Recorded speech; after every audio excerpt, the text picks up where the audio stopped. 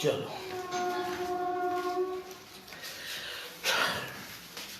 Clear आ रही है, ठीक है जी। मुंह मां सीधा। Hallelujah, praise the Lord, hallelujah, praise the Lord, hallelujah, praise the Lord, hallelujah. मसीह में सब बहन भाइयों को प्रभु यीशु मसीह के नाम में हम आपका स्वागत करते हैं। प्रभु को धन्यवाद देते हैं आज के समय के लिए। परमेश्वर ने हमें यह समय दिया हमारी जिंदगियों में कि हम परमेश्वर के ऊंचे नाम को महिमा दे सके। धन्यवाद देते हैं पिता आज के समय के लिए, हालेलुया। एक बार फिर से मैं अपने बहन भाइयों को जो इस वक्त इस लाइव प्रोग्राम में हमसे जुड़े हैं या देख रहे हैं या देखेंगे भी, उन सबको मेरी तरफ से, बिशप सोहनलाल की तरफ से प्रभु में बहुत शालोम। और सबसे बड़ी बात है, आज ये समय है कि परमेश्वर ने हमें ये समय दिया कि हम परमेश्वर के चरणों में आए, उसके बड़े नाम को ऊंचा उठाए, क्योंकि उसी का नाम सब नामों से ऊंचा है। उसी के नाम से हम उद्धार पाते हैं, उसी का नाम ही सब नामों से ऊंचा है और हमें मुक्ति देने और शांति देने और हमारा उद्धार करने में पूरा सामर्थी नाम वो जो हमें दिया गया है। बाइबल बताती है, प्रेरितों के काम 4 अध्याय और उसकी 12 आयत में लिखा है, स्वर्ग के नीचे मनुष्यों में, पृथ्वी के ऊपर दूसरा कोई नाम नहीं दिया गया जिससे हम बचाए जा सकते। वो कौन सा नाम है? वो यीशु नाम है। प्रभु का धन्यवाद देते हैं। आज के इस प्रोग्राम में एक बार फिर से मैं आपके साथ जुड़ा हूं। आज परमेश्वर के वचन को लेके मैं सबसे पहले प्रभु का धन्यवाद देता हूं आज के समय के लिए। परमेश्वर ने हमारी जिंदगियों में समय दिया कि आज हम प्रभु के चरणों में आकर प्रभु की महिमा करें और उसके वचन में से थोड़ी बातों को सीख सके, क्योंकि जरूरी है। क्योंकि बाइबल बताती है, जब हम सीखते हैं और वो हमारे जहन में बसती हैं और पवित्र आत्मा हमें याद कराता है कि हम उन बातों को लेकर प्रभु में आगे बढ़े। प्रभु का धन्यवाद देते हैं, प्रभु की महिमा करते हैं। तो आइए आज हम एक बार फिर से प्रभु के नाम को महिमा देते हुए धन्यवाद के साथ आज की इस प्रोग्राम को शुरू करते हैं।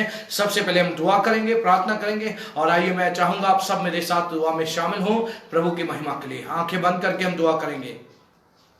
जमीन आसमान के मालिक और खालिक दुनिया को बनाने वाले हमारे खुदा, हम तेरे शुक्रगुजार हैं इस वक्त के लिए। खुदावन, तेरी पाक मर्जी के मुताबिक अभी तक आपने हमें जिंदा रखा, एक एक कीमती सांस देकर कि हम जिंदों की धरती के ऊपर रहते हुए हम आपके नाम को जिंदा, जो प्रभु नाम है, जो हमें प्रभु उद्धार देता है, हमें जिंदा रखता है और अनंत जीवन देता है, उस नाम को महिमा दे सके। पिता, हम धन्यवाद देते हैं आज के समय के लिए। पिता परमेश्वर, ये समय आपने फिर से हमारी जिंदगियों में दिया। पिता परमेश्वर, अपने चरणों में लेके आए, अपनी महिमा करने का अवसर दिया। और प्रभु हम धन्यवाद देते हैं आपके बड़े बड़े कामों के लिए। पिता परमेश्वर, जो प्रतिदिन आप हमारे जीवनों में करते हैं, धन्यवाद देते हैं कि पिछले समय से लेकर इस प्रभु जी महामारी के समय भी आपने हमें संभाल के रखा है। क्योंकि पूरी दुनिया में बहुत सारे लोग आज का दिन देख नहीं पाए और सारे तूफान आए, बहुत सारे भूचाल आए और कोरोना वायरस या दूसरी बीमारियों ने और दूसरे बुरी प्रभु उनकी जिंदगी में दुख के समय ने उनकी जिंदगियों को छीन लिया। लेकिन हम आपका शुक्र अदा करते हैं इस वक्त के लिए। पिता परमेश्वर, आपके बड़े सामर्थी नाम में आपने हमें संभाल के रखा, अपने बड़े हाथ को बढ़ाकर हमारी ओर, क्योंकि प्रभु आपका वायदा है उस जगत के अंत तक सदैव आप हमारे साथ हो। और वो आज के समय के लिए धन्यवाद देते हैं। बाप बेटा पवित्र आत्मा, हम आपका स्वागत करते हैं, धन्यवाद देते हैं। आप अपनी महान पवित्र उपस्थिति को हम सबके बीच में इस वक्त लेके आ चुके हैं। हम आपका स्वागत करते हैं, धन्यवाद देते हैं। आप अपने महान पवित्र अभिषेक से, पवित्र आत्मा की सामर्थ से भरते हुए धन्यवाद देते हैं। अपने पवित्र स्वर्गदूतों की सेवकाई हमारे बीच में लेके आते हुए धन्यवाद देते हैं। अपनी पवित्र सामर्थ को बहाकर, अपनी महिमा को प्रकट कर, शैतान के सभी बंधनों को यीशु मसीह के नाम से हम तोड़ देते हैं। पिता, अरे शैतान के गढ़ों को ढा देते हैं। अरे शराब जलाकर यीशु मसीह के नाम से हम सारे शैतान के कामों को, तमाम युक्तियों को, चालों को रद्द कर, रुकावटों को तोड़, अंधकार की सभी आत्माओं को यीशु मसीह के नाम से, देखी अनदेखी ताकतों को यीशु मसीह के नाम से हम बांध कर दूर करते हैं। आज हमारी जिंदगियों के विरोध में है, हमारी सेवकाइयों के विरोध में है, हमारे आत्मिक और हमारे संसारिक जीवन के विरोध में है। यीशु मसीह के नाम से उन तमाम दुष्ट आत्माओं को हम बांध देते हैं जो देखी अनदेखी ताकतों के रूप में हमारे ऊपर हमले करती है। शैतान के सभी हमलों को रद्द करते हुए, शैतान के सारे कामों को बांधकर यीशु मसीह के नाम से हम दूर करते हैं। पिता, इस वक्त के लिए धन्यवाद देते हैं। आपने हमारे ऊपर बड़ा अनुग्रह किया, अपने पवित्र शरणों में जमा होने के लिए मदद की। पिता, इस प्रोग्राम के द्वारा तेरे लोगों तक तेरा पवित्र वचन बांटने के लिए आपने प्रभु इस समय तक आपने हमें संभाला, हमें तैयारी बख्शी। हम धन्यवाद देते हैं। आज के इस प्रोग्राम में पवित्र आत्मा सब बातों में आप हमारी अगुवाई करें। आज के पूरे इंटरनेट कनेक्शन को और कैमरा ऑपरेटिंग सिस्टम को अपने हाथों में ले, ताकि आज जब तेरा वचन बोला जाए, यहां पर तेरा दास ना बोले अपनी मर्जी के मुताबिक, परंतु प्रभु तू अपने दास को अपनी आवाज बनाकर इस्तेमाल कर। और सारे लोगों तो प्रभु उनके कानों की चौकियों, उनके कानों के ऊपर अपने लहू की चौकी बिठा दे, अपने दूतों की चौकी बिठा दे। और प्रभु उनके हृदयों को तू तैयार कर, उनके जहन की खेती को तैयार कर, कि जैसे तेरे पवित्र वचन का बीज बोया जाता है, यही 700 गुना फल लाए, और शैतान की ताकत, अंधकार की आत्मा आज के वचन को चुराने ना पाए। उन्हें दे मेरे परमेश्वर। इस वक्त खुदावन यीशु मसीह के नाम से आज सब सुनने वाले एक नया अभिषेक, एक नया मस्सा और एक तेरे वचन की गहराई को जानने के लिए प्रभु तेरी समझ को पाकर आज तेरी नजदीकी में इस वचन के द्वारा बढ़ने के लिए अपने जीवनों को समर्पित करें। पिता, आज के समय इंतजाम को तेरे हाथों में सौंपते हैं।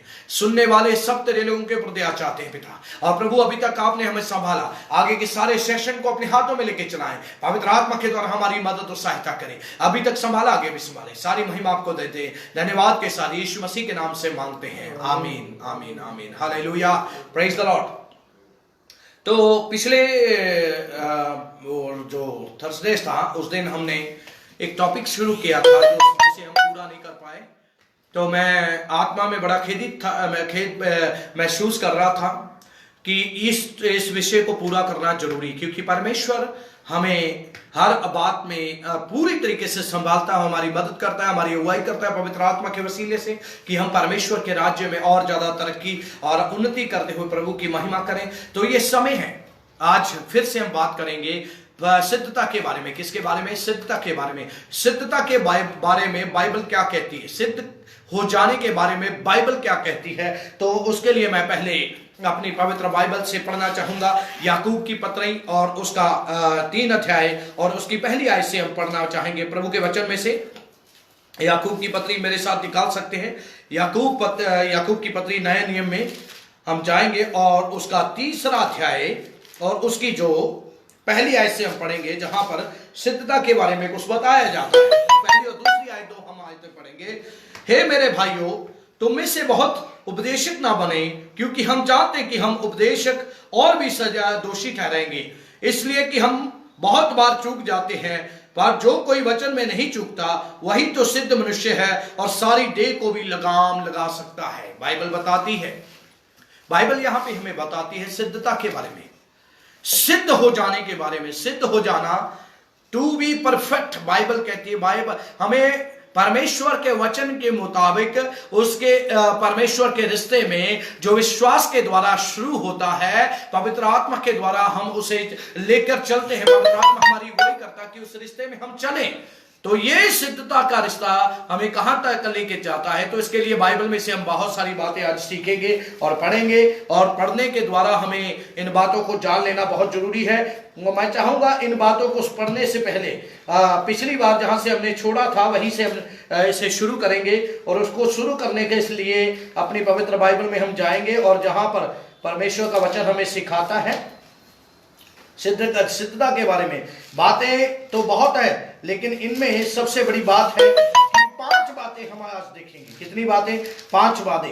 5 बातें जो परमेश्वर हमें सिखाते हैं, उनको हमें देखना और सुनना, और उनको सुनकर समझना और सीखकर उनके ऊपर चलना, ये बाइबल हमें सिखाती है। तो आज इस लाइव प्रोग्राम के द्वारा, लाइव होने के द्वारा मैं आज आपसे बातें करूंगा। ये किसी इंसान की बातें नहीं है, ये बातें नाश होने वाली बातें नहीं है, ये बातें उस परमेश्वर की है जो था, जो है, जो रहेगा हमेशा तक। बाइबल बताती है। तो सिद्धता के बारे में हम बाइबल में से पढ़ रहे थे, तो उसके लिए मत्ती रचित शुभ समाचार उसका 19 अध्याय और उसकी 16 से लेकर 21 आयत तक हम पढ़ रहे थे बाइबल में से। मत्ती रचित शुभ समाचार उसका 19 अध्याय उसकी 16 से लेकर उसकी 21 आयत तक हम पढ़ेंगे प्रभु के वचन में से। और प्रभु का वचन हमें क्या बताता सिखाता है, तो इसके लिए आइए हम चलते हैं बाइबल में। सीधा हम चलेंगे मत्ती रचित शुभ समाचार उसका मत्ती रचित शुभ समाचार उसका 19 अध्याय और उसकी 16 आयत। मत्ती रचित शुभ समाचार 16 अध्याय और 19 आयत। 16 अध्याय और 19 आयत। तो बाइबल क्या बताती है? मत्ती रचित शुभ समाचार और उसका 19 अध्याय 16 से लेके 21 तक। मत्ती की इंजील 19 अध्याय, बार बार बोल रहे हैं, मत्ती रचित शुभ समाचार उसका 19 अध्याय 16 से लेकर 21 आयत तक। एक मनुष्य यीशु के पास आया, उससे कहा, हे प्रभु, हे गुरु, मैं कौन सा भला काम करूं कि अनंत जीवन को पाऊं? उसने उससे कहा, तू मुझसे भलाई के विषय में क्यों पूछता है? भला तो एक ही है, पर यदि तू जीवन में प्रवेश करना चाहता है तो आज्ञाओं को मान। और उसने उससे कहा, कौन सी आज्ञा है? यीशु ने कहा, यह कि हत्या ना करना, व्यभिचार ना करना, चोरी ना करना, झूठी गवाही ना देना, अपने पिता और अपनी माता का आदर करना और अपने पड़ोसी से अपने समान प्रेम रखना। उस जवान ने उससे कहा, इन सबको तो मैंने माना है, अब मुझ में किस बात की कमी है, घटी है? यीशु ने उससे कहा, चाहता है तो अपना माल बेचकर कंगालों को दे दे और तुझे स्वर्ग में धन मिलेगा, और आकर मेरे पीछे हो ले। परंतु वह जवान ये बात सुनकर उदास होकर चला गया, क्योंकि वह बहुत धनी था। तो आज हम देखना है इस जो कहानी में, इस बाइबल के अध्याय में एक बहुत बड़ी बात हम देखते हैं। बहुत बड़ी बात सीखने के लिए, समझने के लिए, जानने के लिए परमेश्वर का वचन हमें बताता है। वो बात क्या है कि आज हम अपनी निगाह में धार्मिकता को पहने हुए हैं, अपनी निगाह में हम धार्मिक बने हुए हैं। और बाइबल क्या बताती है धार्मिक बनने वाले लोगों के लिए विषय में? बाइबल क्या बताती है? इस नौजवान ने आकर प्रभु से पूछा, हालांकि पहले से सारी आज्ञाओं को मानता था। बहुत सारे लोग कहते हैं मैं चर्च जाता हूं, मैं चर्च जाता हूं।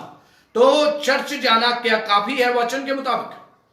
चर्च जाने से पहले क्या वो जीवन, हमें जो बाइबल हमें बताती हमारा जीवन होना चाहिए, क्या वो चर्च जाने से पहले हम उस जीवन के बारे में चिंता करते हैं, उस जीवन को खोजते हैं अपने जीवन में? भाइयों बहनों, ये समय बड़ा गंभीर है। आज हम किसी और ही तरह की शिक्षाओं में आज हम फंसते चले जा रहे हैं। और ही तरह की शिक्षा है। आज हमारे दिमाग में कौन सी बातें डाली जा रही है? आज हमारे दिमाग में जो सिखाने वाले लोग हैं, जो बहुत सारे बाइबल बताती है अंतिम दिनों में बहुत सारे झूठे भविष्यद्वक्ता, झूठे नबी जो उठ खड़े होकर कहेंगे कि मैं मसीह हूं, लेकिन बाइबल बताती तुम उनके फलों से उन्हें पहचान लोगे। आज हम और ही प्रकार की शिक्षा में जा रहे हैं। आज हमें सिखाया जाता है कि चंगाई को खोजते रहें। आज हमें सिखाया जाता है कि बरकतों को, आशीषों को खोजते रहें, आशीषों को मांगते रहें। तो मेरे भाइयों बहनों, क्या बाइबल हमें यह बताती है? बाइबल हमें इसके बारे में कभी भी कुछ नहीं बताती, लेकिन बाइबल हमें बताती है कि हम परमेश्वर के राज्य को खोजें। जैसे मत्ती की इंजील उसका 6 अध्याय उसकी 33 आयत में लिखा हुआ है, 33 वर्ष में लिखा हुआ है, पहले तुम उसके राज्य और उसके धार्मिकता की खोज करो। पहले उसके धर्म और राज्य की खोज करो और बाकी सब वस्तुएं तुम्हें दी जाएंगी। क्या हम इस वचन को कभी पढ़ पाए बाइबल में? अगर नहीं पढ़ पाए तो आज ये समय है जिसमें परमेश्वर चाहता है, जिसमें परमेश्वर चाहता कि इसे देखें। अगर आपके पास बाइबल है, इस बाइबल को बड़े ध्यान से पढ़िए। मैंने देखा, मैं बहुत सारे लोगों को जानता हूं, बहुत सारे लोगों को जब मिलता हूं तो मिलते समय एक ही सवाल मेरा उनसे होता है, हाँ मेरी बहन, आपने बाइबल को उत्पत्ति से लेकर प्रकाशित वाक्य तक कितनी बार पढ़ा? भाई मेरे भाई, आपने उत्पत्ति से लेकर प्रकाशित वाक्य दोनों नियमों, नया नियम और पुराना नियम को कितनी बार पढ़ा है? बहुत सारे लोग कहते हैं हमने नया नियम पढ़ा है, बहुत सारे लोग कहते हैं हमने पुराना नियम पढ़ा है, बहुत सारे लोग कहते हैं हम बीच में से पढ़ते हैं, लेकिन बाइबल को हमने कभी कहीं से पढ़ा है, कभी कहीं से पढ़ा है। ये तो अधूरा ज्ञान है, ये तो अधूरा ज्ञान है, ये अधूरी जानकारी है परमेश्वर के बारे में। इसीलिए तो हमारे पास अधूरी आशीष है, इसीलिए हमारे पास अधूरी आशीष है। और उस आशीष को हम आगे बढ़ाने में क्या नाकाम होते हैं हमेशा। उस आशीष को आगे बढ़ाने में हम फेल हो जाते हैं, क्योंकि वो आशीष थोड़े समय के लिए परमेश्वर की हजूरी की आशीष है, ना कि परमेश्वर के हमारे साथ होने की आशीष है। कितनी बड़ी बात है। क्या हम में से कोई कह सकता है कि मैं परमेश्वर की आज्ञा के अनुसार वही कर रहा हूं जो परमेश्वर मुझे करने के लिए बोल रहा है, या जिसके लिए परमेश्वर ने मुझे बुलाया है? आज कलीसियाओं में गड़बड़ हो रही है, कलीसियाओं में गड़बड़ हो रही है, कलीसियाएं भटक रही हैं। कलीसियाएं एक कलीसिया को छोड़कर दूसरी कलीसिया में जा रही है, क्योंकि वो कहते हैं हमारे परमेश्वर, हमारे पास्टर के पास ये चमत्कार नहीं होता, हमारे पास्टर के पास ये चंगाई का वरदान नहीं है, हमारे पास्टर के पास ये भविष्यवाणी का वरदान नहीं है। तो भविष्यवाणी और चंगाई लेने के लिए हम अपने दायरे को, अपने उस बाड़े को, अपनी वो भेड़शाला को हम क्या करते हैं, पार कर देते हैं। बाइबल में कुछ ऐसा लिखा हुआ है, एक चरवाहे के बारे में बात करती है बाइबल, और यीशु मसीह भी कहते हैं, और यूहन्ना की इंजील उसका 10 अध्याय उसकी 9-7 से लेके आगे तक की आयतों में अगर हम पढ़ते हैं तो वहां पर लिखा है, यीशु मसीह कहते हैं 9वीं आयत में, द्वार में हूं, दरवाजा में हूं, अगर कोई मेरे द्वारा अंदर आएगा तो वो अंदर और बाहर जाया करेगा और मेरे पास से चारा पाएगा। यहां पर दो तरह की कैटेगरी की बात हो रही है। किसकी? दो तरह के चरवाहों की बात हो रही है यहां पे। एक तो मजदूर चरवाहा है और एक जो वाकई ही भेड़ों का रक्षक, भेड़ों को चराने वाला, वो चरवाहे की बात हो रही है।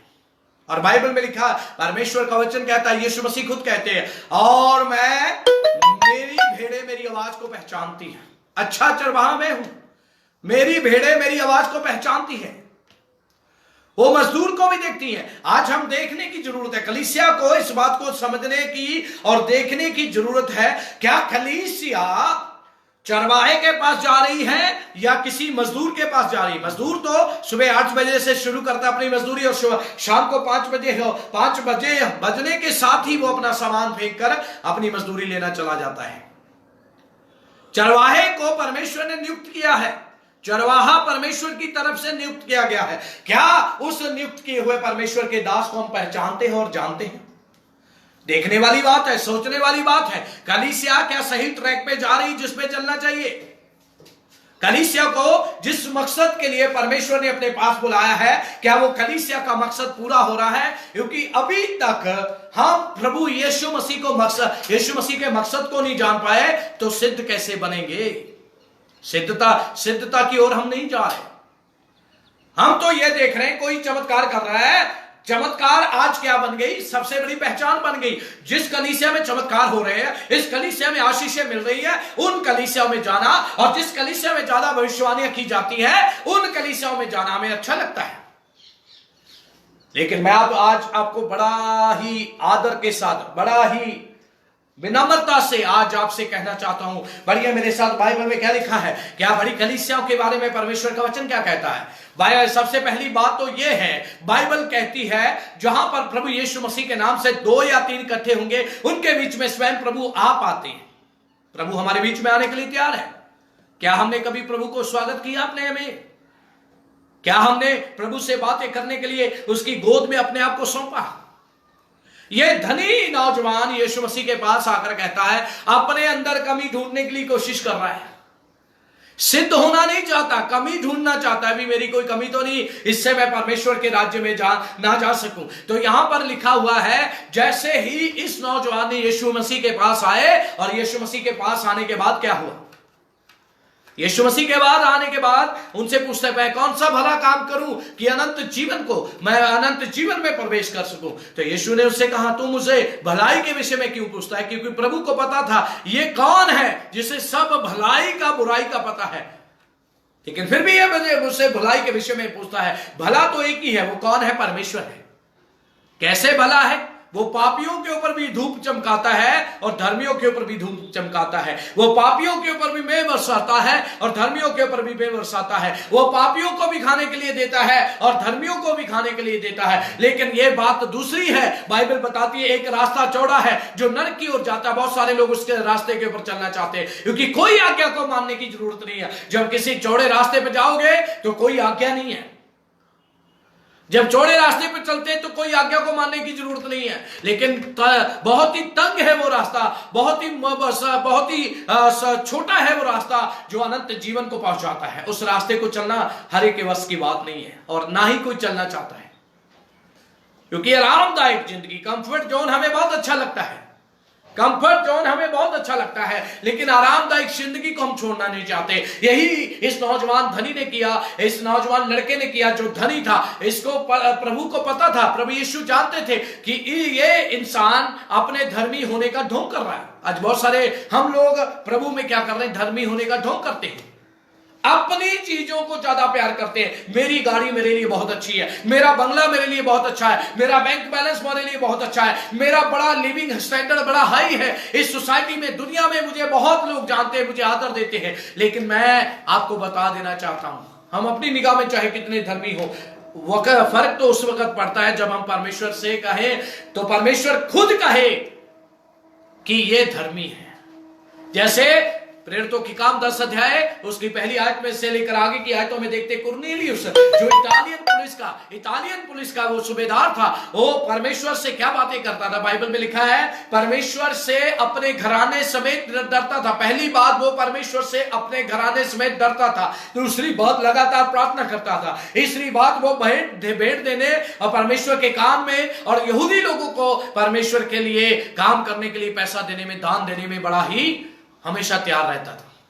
और बाइबल क्या बताती है, उसकी कमी को दूर करने के लिए परमेश्वर ने अपने स्वयं फरिश्ते को भेज दिया, अपने दूत को भेज दिया। तो तीसरे पहर जब वो प्रार्थना कर रहा था, उसके पास आकर उससे बातें करने लगा, हे कुरनेलियुस, तेरे दान, तेरा परमेश्वर से भय मानना और लगातार प्रार्थना करना परमेश्वर की हजूरी में वो ग्रहण योग्य बलिदान ठहरा। परमेश्वर ने उसे ग्रहण योग्य बलिदान करके कबूल कर लिया है, ग्रहण कर लिया है। तो भाइयों बहनों, एक धनी आदमी जो सारी आज्ञाओं को मानता है, लेकिन अभी भी उसमें उसके दिमाग में इस बात के लिए चिंता है, इस बात के लिए कश्मकश लगी हुई है कि मैं कोई ऐसी आज्ञा तो नहीं, कोई ऐसा हुक्म तो नहीं जिसे मैंने पूरा ना किया हो, जो आज्ञा मुझसे छूट गई हो। इसके लिए परमेश्वर के लोगों, बाइबल क्या बताती है? बाइबल बताती है इस धनी आदमी को अपनी अमीरी सबसे ज्यादा प्यारी थी। अपना जीवन जो अमीरी में वो बिताता था, वो सबसे अपनी जो कंफर्ट जोन को ये छोड़ना नहीं चाहता था। तो बाइबल में लिखा, यीशु मसीह कहते हैं यदि तू सिद्ध होना चाहता है तो अपना सारा माल बेचकर कंगालों को बांट दे और आकर मेरे पीछे हो ले और मैं तुझे स्वर्ग में धन दूंगा। स्वर्गीय धन किसको चाहिए? स्वर्गीय धन किसको चाहिए? आज हमें से कोई नहीं स्वर्गीय धन चाहता। हमें हमेशा, आज मैं बड़ी हैरानी से कह रहा हूं, कलीसिया में तो अभी यह भी प्रार्थना है, मैं देख रहा हूं कि उनके पर्स खोले जाते हैं, उनके पर्सों के लिए भविष्यवाणी की जाती है, उनके एटीएम लेकर उन्हें एटीएम के लिए भी भविष्यवाणी की जाती है। मैं आपको खुले दिल से बड़े चैलेंज के साथ कहता हूं, इस बाइबल में से मुझे बता दीजिए कहां पे लिखा है कि आप पैसा आने के लिए दुआ करें, आपके पर्स में मिरेकल मनी आने के लिए आप दुआ करें या करवाएं। कहां लिखा बाइबल में? कहीं एक आयत मुझे बता दीजिए, कहीं एक जगह मुझे बाइबल में लिखा हुआ बता दीजिए। क्योंकि बाइबल बताती है सब प्रकार का पैसा परमेश्वर की ओर से आता है, सब प्रकार का सोना चांदी गहने हीरे मोती सब कुछ परमेश्वर ने बनाया और परमेश्वर की ओर से आता है। क्योंकि बाइबल में, मेरी बाइबल में तो ऐसे लिखा है, व्यवस्था विवरण उसका 8 अध्याय उसके 18 आयत में लिखा है, वही है जो तुम्हें धन संपत्ति प्राप्त करने की सामर्थ्य देता है। और बाइबल बताती है वही है जो हमें धन और संपत्ति प्राप्त करने की सामर्थ्य देता है। परमेश्वर हमें सामर्थ्य देता है कि हम क्या करें, परमेश्वर में धन और संपत्ति प्राप्त करें जो आशीष से भरे हुए हैं, जो परमेश्वर की आशीष से भरी हुई है। इसीलिए प्रभु के लोग आज किसी के ऊपर उंगली ना उठाते हुए, लेकिन ये एक बात मैं बड़े दुख के साथ कहना चाहता हूं, आज कहां ध्यान है? कलीसियाओं का ध्यान सिद्ध होने की वजह, सिद्ध होने की तरफ नहीं है। आज कलीसियाओं का ध्यान चमत्कार पाने की तरफ है, आशीष पाने की तरफ है, वीजा लगवाने के लिए आशीष पाने की तरफ है। और बड़ा ही उनका जो जीवन है वो इसी बात में लगा हुआ है, इसी बात के लिए जिद, और लगातार वो क्या कर रहे हैं, उधेड़ बुन कर रहे हैं कि कहीं से चमत्कार हो जाए, कहीं से आशीष मिल जाए। और एक बात मैं आपको इस वचन के चलते कहना चाहूंगा, वो ये है, अगर आपको आशीष मिल भी गई, क्या गारंटी वो आशीष अनंत काल के लिए होगी? अगर आप चंगे हो भी गए तो क्या गारंटी है आपको परेशानी या दुखों का या बीमारियों का सामना नहीं करना पड़ेगा? ये बातें होना स्वाभाविक है, लेकिन इन सब से बढ़कर एक बात जो हमें जान लेनी चाहिए वो ये है, हमने यीशु मसीह को चंगाई के लिए ग्रहण नहीं किया, हमने यीशु मसीह को किसी भविष्यवाणी के लिए ग्रहण नहीं किया, हमने यीशु मसीह को इसी चमत्कार के लिए ग्रहण नहीं किया, हमने यीशु मसीह को इसी आशीष के लिए ग्रहण नहीं किया, हमने ग्रहण किया क्योंकि यीशु मसीह मेरी मुक्ति का कारण बना, मेरे उद्धार का कारण बना। कलवरी क्रूस के ऊपर जब यीशु मसीह ने कहा सब कुछ पूरा हुआ, इसका मतलब है आज तक जितने भी हम उद्धार पाने के लिए कर्मकांड करते रहे, इतने भी उपाय करते रहे, उन उपायों ने हमारे जीवन को उद्धार की ओर नहीं बल्कि अनंत नरक की आग को धकेल रहे थे। और बाइबल क्या बताती है? बाइबल इस बात के बारे में बड़ा साफ और स्पष्ट बताती है कि उस दिन बहुत से मुझसे कहेंगे, मत्ती रचित शुभ समाचार उसका 7वां अध्याय और उसकी 21 आयत को मैं पढ़ना चाहूंगा आपके साथ वचन में से। परमेश्वर का वचन इस प्रकार कहता है, मत्ती रचित शुभ समाचार उसका 7वां अध्याय और उसकी 21 आयत, जो मुझसे हे प्रभु कहता है उनमें से हर एक स्वर्ग के राज्य में ना जाएगा प्रवेश करेगा, परंतु वही जो मेरे स्वर्गीय पिता की इच्छा पर चलता है। उस दिन बहुत से मुझसे कहेंगे, हे प्रभु क्या हमने तेरे नाम से भविष्यवाणियां नहीं की, तेरे नाम से दुष्टात्माओं को नहीं निकाला और तेरे नाम से बहुत सी आश्चर्य कर्म नहीं किए? तब मैं उनसे खुलकर कह दूंगा, मैंने तुमको कभी नहीं जाना, हे कुकर्म करने वालों मेरे पास से चले जाओ। चमत्कार का अंत कहां है? यीशु मसीह के मुंह से निकलेगा, हे सब कुकर्म करने वालों मेरे पास से चले जाओ, क्योंकि मैंने तुम्हें कभी नहीं जाना। चमत्कार, मेरे अंदर कोई ताकत नहीं चमत्कार करने की, दुनिया के किसी भी इंसान में चमत्कार करने की ताकत नहीं है।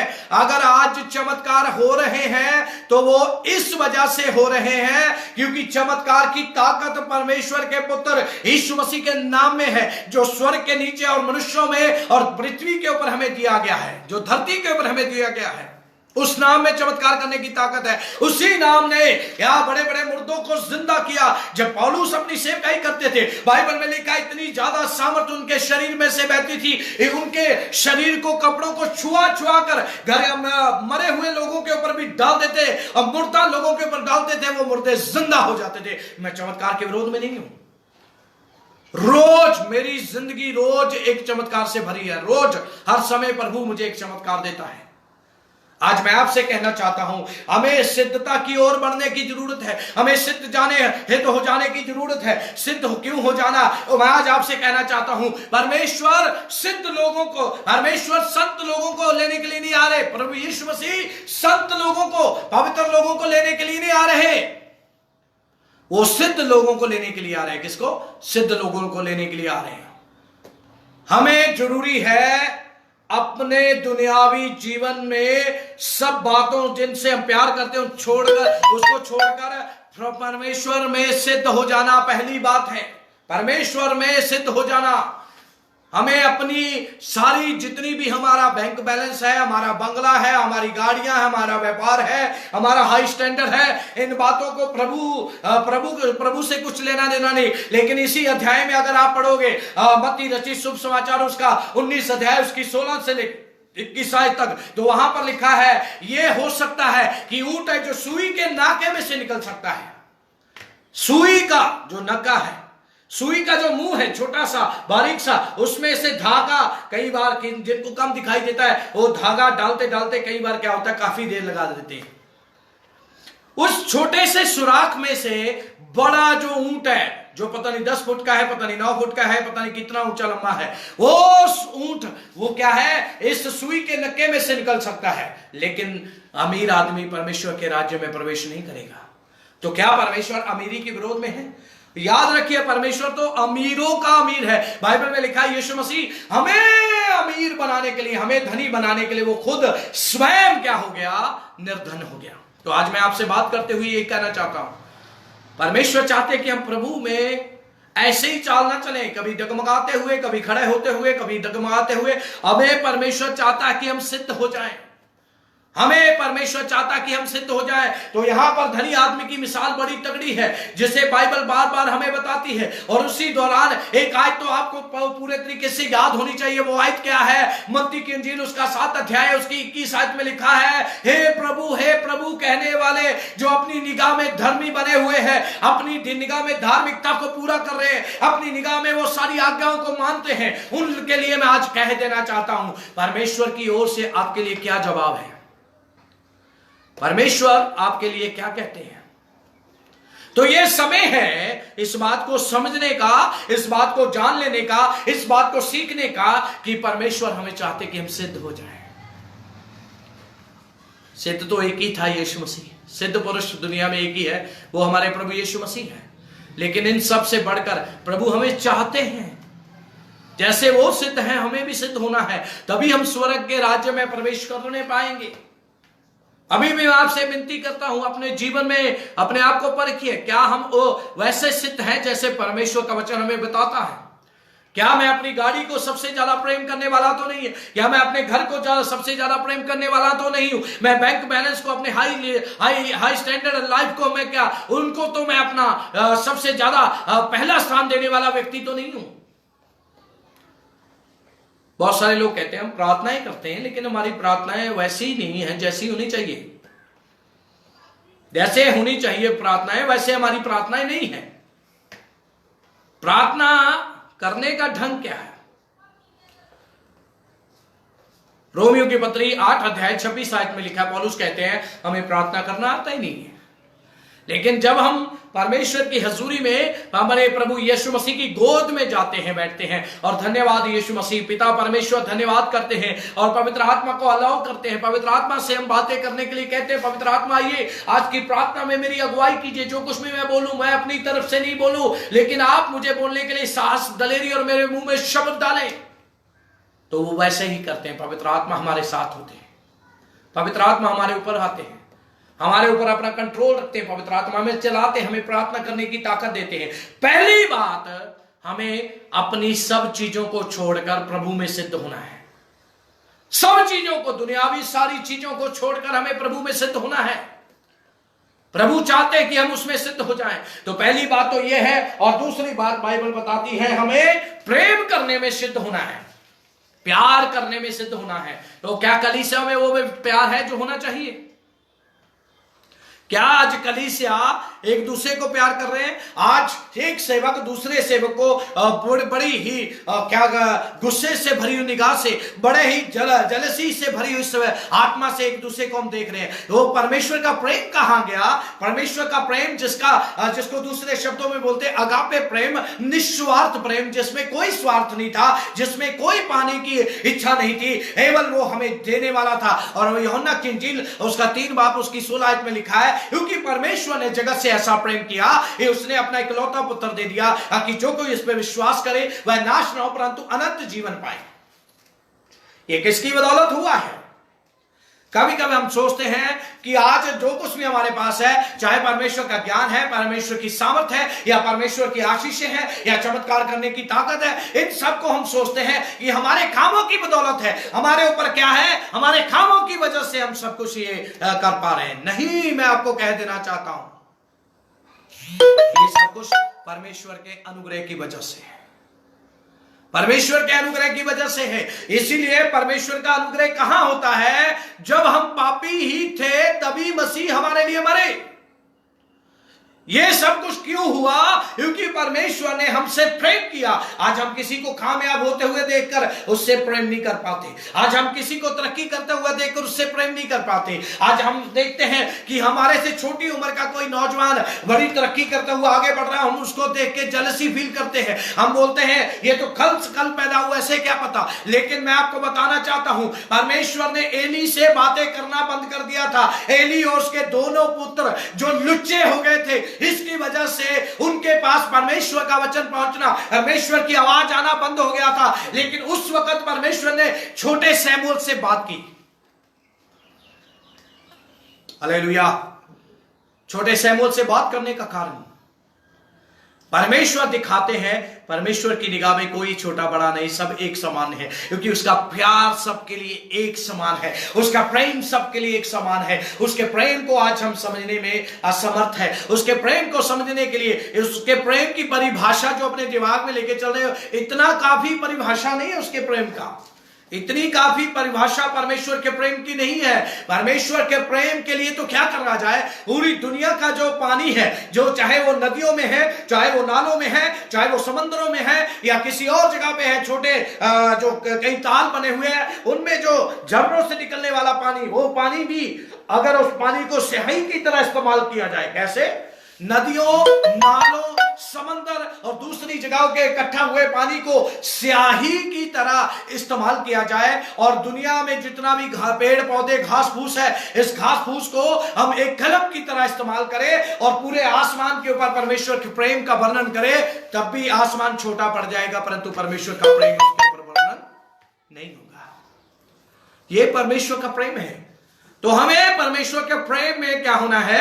सिद्ध होना। प्रेम करने में जैसे परमेश्वर ने सिद्ध प्रेम हमें किया, उसमें कोई लालच नहीं था, उसमें कुछ पाने की आशा नहीं थी, उसमें कुछ भी हमसे मांगने की आशा परमेश्वर हमसे नहीं करता था।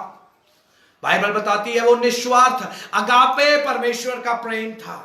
अगापे प्रेम, निस्वार्थ परमेश्वर का प्रेम। और पहली बात, दूसरी बात हम देख रहे हैं कि परमेश्वर का पहली बात है अपनी चीजों से बढ़कर परमेश्वर में सिद्ध होना, अपनी चीजों से बढ़कर परमेश्वर में वफादारी रखनी, अपनी चीजों को छोड़ देना, चाहे वो मेरी अमीरी है, चाहे वो मेरे बड़े बड़े बंगले हैं, चाहे वो मेरा हाई स्टैंडर्ड लाइफ है, जो स्टाइल है मेरा वो है, इन बातों को परमेश्वर ग्रहण नहीं करते। बाइबल में लिखा है अमीर आदमी का इतना मुश्किल है, उससे आसान है कि सूट हुई जो ऊंट है वो सुई के नाके में से निकल सकता है। दूसरा, हमें परमेश्वर के प्रेम में सिद्ध होना है। परमेश्वर के प्रेम में हमें सिद्ध होना है। परमेश्वर के प्रेम में हमें सिद्ध होना है। आज हम परमेश्वर के प्रेम को भूल चुके हैं। आप जो इधर उधर देख रहे हैं, मेरी तरफ देखिए, हम परमेश्वर के प्रेम को भूल चुके हैं। कहां है परमेश्वर का प्रेम? परमेश्वर का प्रेम यही है कि वो आज भी हमें इस कोरोना वायरस के महाकाल में परमेश्वर हमें क्या कर रहा है, इस बड़ी महामारी के समय परमेश्वर हमें सांस दे रहा, हम जिंदा और जीवित है। कितनी दुनिया में लोग मर गए, कितने लोगों ने अपनी जान इस कोरोना वायरस के द्वारा गंवा दी, लेकिन आपके ऊपर परमेश्वर का अनुग्रह है, आपके ऊपर परमेश्वर की दया है, उसका प्रेम आपके ऊपर प्रकट हुआ है, तभी आप और मैं जिंदा है और सांस ले रहे हैं, उसका धन्यवाद दे रहे हैं। परमेश्वर के प्रेम में भी हमें सिद्ध होना है। और तीसरी बात है, हमें भले कामों में सिद्ध होना है। अभी भले कामों के लिए मैं बात करनी चाहूंगा। यहां पे कौन से भले कामों की बात कर रहे हैं? कौन से भले कामों की हम बात कर रहे हैं? भले काम लोगों को दिखाने के लिए नहीं बाइबल हमें बताती। भले काम तो भले काम है, और अगर हम किसी गरीब की मदद करते हैं, किसी कंगाल की मदद करते हैं, तो या भजन सहायता में दाऊद कहते हैं कि अगर हम कंगाल की मदद करते हैं तो परमेश्वर को उद्धार देते हैं। तो भाइयों बहनों, हमें अच्छे कामों में भी परमेश्वर कहता है हमें सिद्ध होने की जरूरत है। अच्छे कामों में कैसे सिद्ध होंगे? इसके लिए आयत जो बाइबल में से हमें दी गई है वो है मत्ती रचित शुभ समाचार, उसका 5 अध्याय और 16 उसकी आयत में लिखा है, तुम्हारा उजाला लोगों के ऊपर चमके, तुम्हारा उजाला लोगों के ऊपर चमके कि वह तुम्हारे भले कामों को देखकर तुम्हारे पिता की जो महिमा स्वर्ग में है महिमा करे। आज हमारे पिता की हमारी वजह से महिमा हो रही है, या हमारी वजह से हमारे पिता के ऊपर और हमारे ऊपर भी लोग थू थू कर रहे हैं। भले काम क्या है? भले कामों में से बाइबल बताती है एक बड़ा भला काम है अपने पड़ोसी से अपने समान प्रेम करना।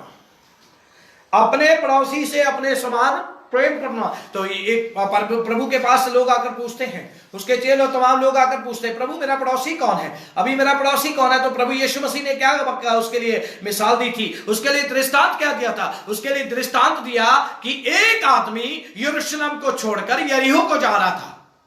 एक आदमी यरूशलेम को छोड़कर यरीहो को जा रहा था, यानी परमेश्वर की शांति के घर को छोड़कर वो डाकुओं की खो में जा रहा था। और रास्ते में जो पहाड़ पड़ते हैं, यरूशलेम से जब यरीहो जाते तो रास्ते में बहुत सारे पहाड़ पड़ते हैं। उन पहाड़ों में बहुत सारी गुफाएं हैं, इनमें बहुत सारे लुटेरे डाकू रहते हैं। उन डाकुओं ने इसको आते हुए देखा और इसको लूट लिया और इसके पास जो कुछ था सारा कुछ छीन के इसको अधमरा करके इसे नंगा करके फेंक गए। और बाइबल बताती है वहां से एक याजक निकला, याजक जो परमेश्वर के घर में रहने वाला है, याजक जो परमेश्वर के प्रेम का क्या करता, वर्णन करता है लोगों के सामने। वह याजक जिसे परमेश्वर के प्रेम के वर्णन का पता है, परमेश्वर के प्रेम का पता है, उसकी गहराई का, उसकी ऊंचाई का, उसकी चौड़ाई का, उसकी लंबाई का पता है, वो याजक इस अधमुए बंदे के पास से जो यरूशलेम से यरीहो की तरफ जा रहा था, जिसे डाकुओं ने लूट लिया, उसे देखकर कतराकर वहां से चला गया। क्या यह परमेश्वर का प्रेम है? क्या यह भला काम है? कौन? याजक जो परमेश्वर की हजूरी में रहते हैं, जिनके पास पवित्र बाइबल है, जिनके पास सरा है और सरा की किताबें हैं और सारे हुक्म हैं जिनके पास, वो लोग, वो आदमी, वो इंसान इस अधमुए पड़े हुए इंसान को देखकर कतराकर चला गया। और थोड़ी देर में मंदिर में सेवा करने वाले लेवाई जो वहां पर आए, और लेवाई ने क्या देखा? इस अधमुए पड़े हुए इंसान को, आधे मरे हुए इंसान को देखा और वो भी कतरा कर चला गया। ये परमेश्वर के भवन में काम करने वाले और लोगों को अपनी भलाई दिखाने वाले लोग हैं, भलाई दिखाने वाले लोग हैं। और बाइबल के बताती है वहां से तीसरा कौन था? नीच जाति का सामरी इंसान, मनुष्य, जिसने देखा और देखकर इसको क्या किया? उठाया और उठाकर इसके घाव के ऊपर दाखरस लगाया। और दाखरस लगाने के बाद भाइयों बहनों फिर क्या हुआ? इसे उठाकर अपने गधे पर सवारी बनाकर सराय के मालिक के पास लेके गया। उस सराय के मालिक को 2 दमड़ियां देकर कहता है, 2 रुपए देकर कहता है, मैं दूर देश को जा रहा हूं, इसका जो इलाज वर्ग होता है इसके ऊपर खर्च करना, और जो कुछ भी और रह जाएगा वो आकर मैं तुम्हें दे दूंगा। क्या रिश्ता था इस यरीहो को जाने वाले व्यक्ति के साथ? उस सामरी का कोई भी रिश्ता नहीं था। लेकिन भला काम क्या दिखाता है? अपने पड़ोसी से अपने समान प्रेम करो। लेकिन आज हम अपने आप से प्रेम नहीं करते तो अपने पड़ोसी से प्रेम कैसे करेंगे? अपने आप से प्रेम ना करने का मतलब क्या है? परमेश्वर की आज्ञाओं को सही तरीके से ना जानना, परमेश्वर की आज्ञाओं को सही तरीके से ना समझना और उनको अपने जहन में बसाकर उनके ऊपर नहीं सही तरीके से चलना। ये हमें क्या बताता है? हम इससे क्या बनते हैं? उस याजक की तरह बनते हैं। भले काम कहां रहे? भले काम करने के लिए बाइबल हमें बताती है हमें सिद्ध होना है भले काम करने में, हमें सिद्ध होना है भले काम करने में। और बाइबल क्या बताती है?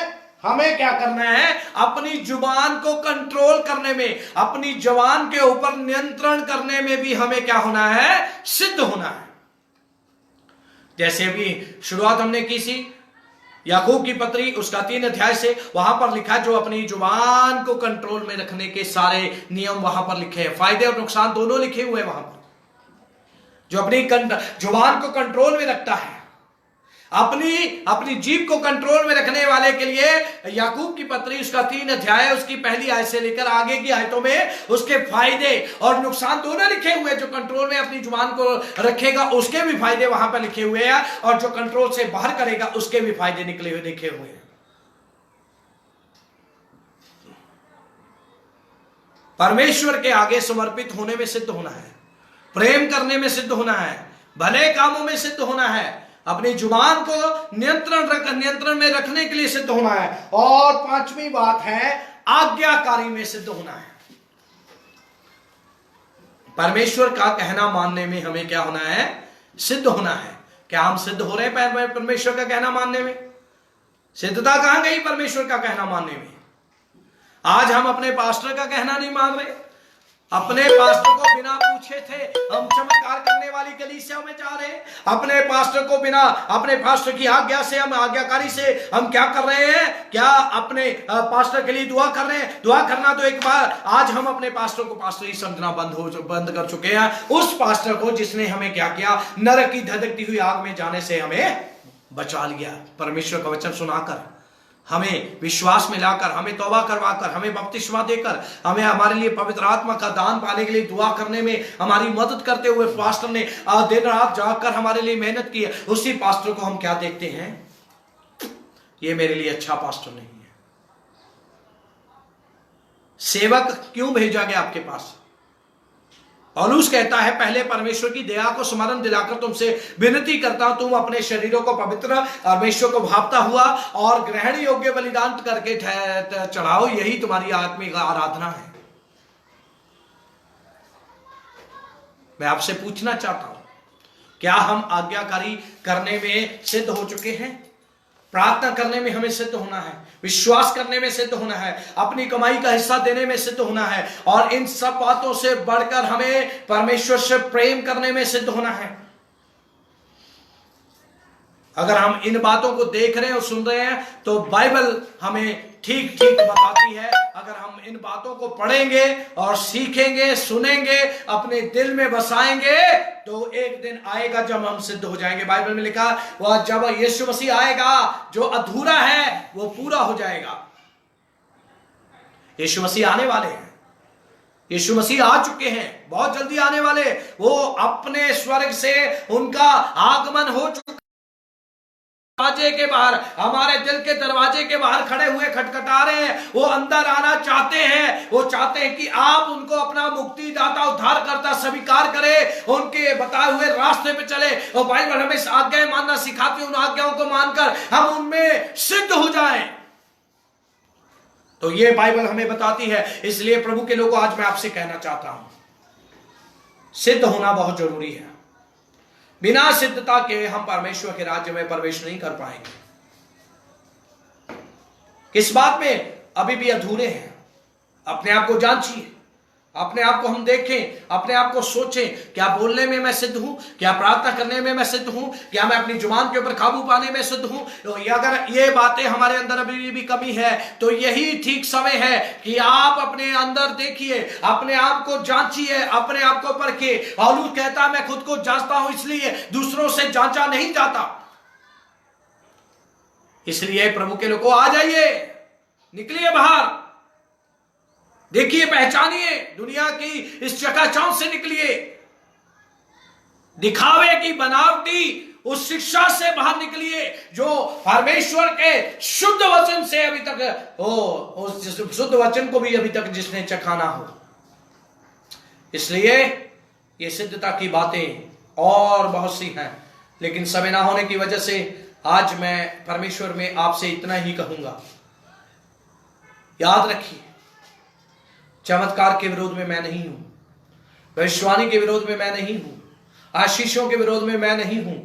ये तो मिलना, चमत्कार होना, जब हम मसीह में आ जाते हैं, इससे बड़ा चमत्कार कोई और है ही नहीं है कि हम अंधकार को छोड़कर ज्योति में आ गए। इसलिए प्रभु के लोगों, आइए, परमेश्वर आपसे प्रेम करते हैं। परमेश्वर आपको इस वचन के द्वारा बोले जाने पे और पढ़े जाने और सुने जाने पे बहुत सारी आशीष दे। आइए, प्रभु आप सबको आशीष दे। दुआ करेंगे। प्रभु, आज का वचन जो मेरे लोगों ने सुना है, आज का वचन हर एक के हृदय में घर कर जाए, 30, 60, 100 गुना फल लाए। वही अंधकार की ताकत, वही शैतान की शक्तियां, इनको प्रभु इस वचन को चुराने न पाए, बल्कि ये प्रभु 30, 60, 100 गुना जड़ पकड़ता हुआ फलदायी प्रेम वृक्ष की तरह हो जाए, जो नदी बहती धाराओं के किनारे लगाया हुआ पिता, जिसकी टहनियों के ऊपर आकर पक्षी बसेरा करते हैं, जिसके पत्ते कभी मुरझाते नहीं, जो अपनी ऋतु में फलता और बहुत सा फल देता है। पिता, मदद कर, सब कुछ अपने हाथों में ले। सारी महिमा आपको देते हैं, धन्यवाद के साथ, यीशु के नाम से, आमीन, आमीन, आमीन, आमीन। Hallelujah, hallelujah.